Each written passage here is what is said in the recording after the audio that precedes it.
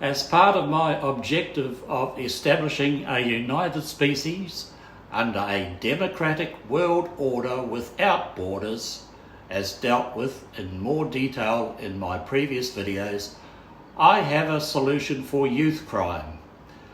There is recognition that our society is in decline, much like that suffered by past societies like the Romans and the Greeks. This is because of what we are putting into the heads of people because of the time-honoured pursuit of profit. To trace evil, you just follow the money. I quote again the statement in the media of a criminologist at the University of Adelaide, Professor Alan Perry, lecturer in criminology at the University of Adelaide. I mean, what he says is more boring compared to the other profitable things that vie for our attention, but nevertheless he states, random outbreaks of public violence involving ethnic gangs and other groups will become more frequent. Children are growing up more inclined to impulsive behaviour, which leads to criminality, specifically through violence and aggression. Like most things, we report and document negative occurrences in our society like youth crime and propose or enact band-aid solutions that the politicians think will garner our votes. More police funding, tougher laws, etc. The same old songs and band-aids are applied with no permanent effect. We must recognise that we are putting into the heads of our youth things that give rise to the problems we have in our society from them. You put rubbish in, you will get rubbish out. I think that media like movies, streaming services and computer games like Grand Theft Auto, etc. all contribute to what we are feeding into the minds of our impressionable youth. Their brains are not as well developed as those of mature adults, and they cannot process this input as being just escapism and fantasy. They start applying it to reality.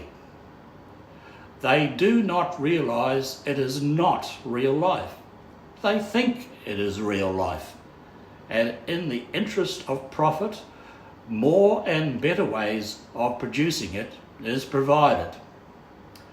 Now, I don't mean to be a killjoy and clamp down on all areas of fun and recreation like past and present communist regimes.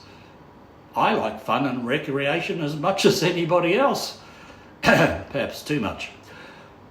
But stopping or modifying the output of profiteering organisations adversely affecting the minds and thinking of our youth is going to involve a whole change in our world order.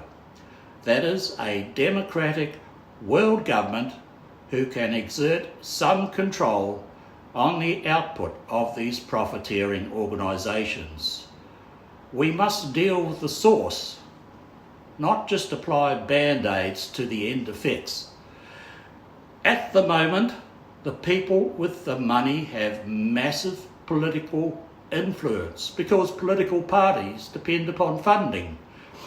And that includes profiteering organisations who corrupt the minds of our youth.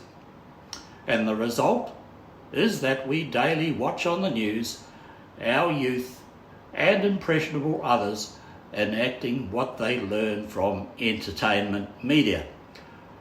I realise this may seem simplistic, but I am being simplistic for the sake of brevity. Our politicians dance to the tune of profiteering organisations, and naturally they are not going to do anything effective to affect their profits.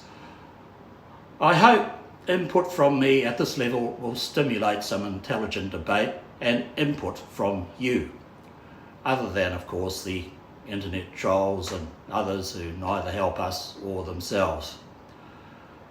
I am for democracy, where the viewpoints of everyone are available for consideration by all.